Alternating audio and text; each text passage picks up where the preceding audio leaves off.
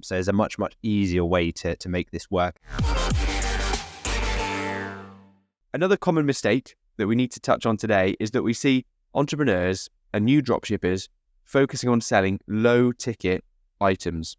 Why is this a bad strategy? Well, low ticket, firstly, when we say that, we just mean low ticket price. So low price, we're talking items below £100, for example, 20, 30, £5, whatever, like a lower price, fast moving, high volume products that are kind of more impulse buys. And that's the traditional model. But with low ticket items, they require such a high volume of sales to see the same net profit at the end of it, that it's just like the numbers don't pan out for you as a first time e-commerce entrepreneur. If this is your first venture, I mean, it can be done, but you're looking at trying to make a profit probably on your second or even third sale. And that's a dangerous game to play if you're doing this for the first time. So there's a much, much easier way to make this work and the numbers pan out so that you make a profit on day one of your sale. So imagine trying to, you've got this swimming pool in front of you. You're like, right, we need to fill this empty swimming pool up. You're looking at it and you're thinking, what's the fastest way? You could get a teaspoon and go to the tap and then just fill up a teaspoon and go and like pour a teaspoon at a time into the swimming pool.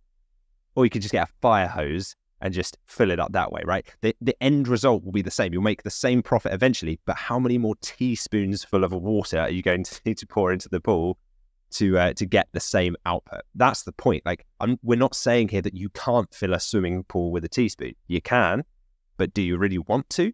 Like, there's no reward at the end of it that is greater. It's just that you end up with a lot more work to do, a lot more customers to have to tend to, a lot more orders to fulfill, a lot more returns to deal with, a lot more complaint. I think that's the main problem with the low ticket items. And the other thing is that it's very, very saturated, because there's this kind of psychological concept that people assume that because the items are cheaper and there's a lower barrier to entry, that they should just do that. But because the masses think like that, it makes it very hard to stand out, because everyone's doing it, because they all think, oh, I couldn't sell products that are £1,000. Maybe it's to do with like a deeper like self-worth belief or something. But I think I'd encourage you, try and break through that glass wall, because it's not real. It takes the same amount of effort to sell a product for you as a seller, a £2,000 product, as it does to sell a £20 product. You've uploaded the photos and the videos to Shopify. You've uploaded the product description. Maybe you had to take a phone call to close the £2,000 sale, but your virtual assistant can do that. So you're not actually taking any calls. And so the danger with the low ticket items is that you're competing with so many other sellers. It becomes a race to the bottom on pricing. It's like if you're a busy music festival and I've got these water bottles I'm going to sell, and there's another person there selling the same water bottles, and then another person, and they drop their price from £10 down to £7. And then you're like, I've got to do mine at £6 now. And then the person over there drops theirs to £5. And now you're like, well, I've got to do £4 to compete. But I buy these at trade price for £3, so I'm hardly making any profit now. And so suddenly you've got no leverage, because you weren't selling any when you were double the price as everyone else. So you had to drop your price to compete. And suddenly you're making no sales, or you're making no profit. Maybe you're making sales, but what's the point if you do it now? The difference with higher priced items, so high ticket items as we call them, you need far fewer sales to hit your revenue goal. So you decide what your revenue goal is, and then just work backwards and figure out, okay, well, assume 30% profit margin. How many sales do I need to make of a £10 item to hit my target of 5K a month profit, 10K a month profit? How many items do I need to sell at £2,000 with a 30% margin?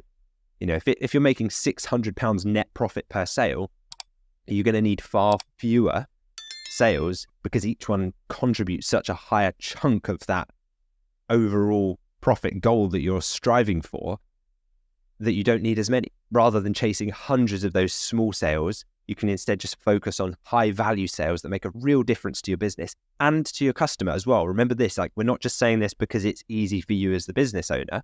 The unwritten kind of read between the lines bit of this is that the end customer can be served to such a higher standard if they are only one of 3 customers per day that you have to deal with. You could give them the most VIP experience.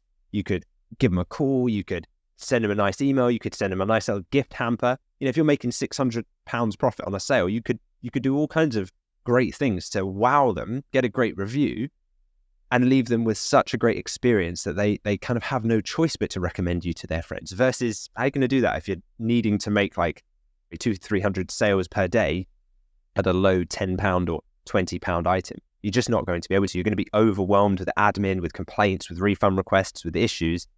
Your supplier in China is not going to help you with any of that. And so for me, when I realized that, it was just a no-brainer. I leant in the direction of making that smart decision. And I had to see it as well to believe it, to realize that selling a high-ticket item is exactly the same effort as selling a low-ticket item. And it doesn't sound like common sense. You have to see it to really understand that it's exactly the same, but the rewards are so much higher. And this is a mistake that I wish I knew earlier, because if I had done, I could have saved so much headaches. And also, I was working so hard to generate some sales, but because they were so low ticket, all of that hard work I was putting in, I was getting no reward at the end of the month. And I look back at my statement and I could see that I'd made like a decent number of sales, but because the profit was so low per sale, it was wiped out by ad spend very quickly. And all of that work, every customer still needs a lot of attention. And even if you're, selling low ticket items, you're still having to serve lots of customers, fulfill lots of orders. And yeah, I think you need to be a much better operator to sell and start running a low ticket business compared to a high ticket business. So that's, the success that I've seen is much more in high ticket rather than low ticket. It's my experience all the way.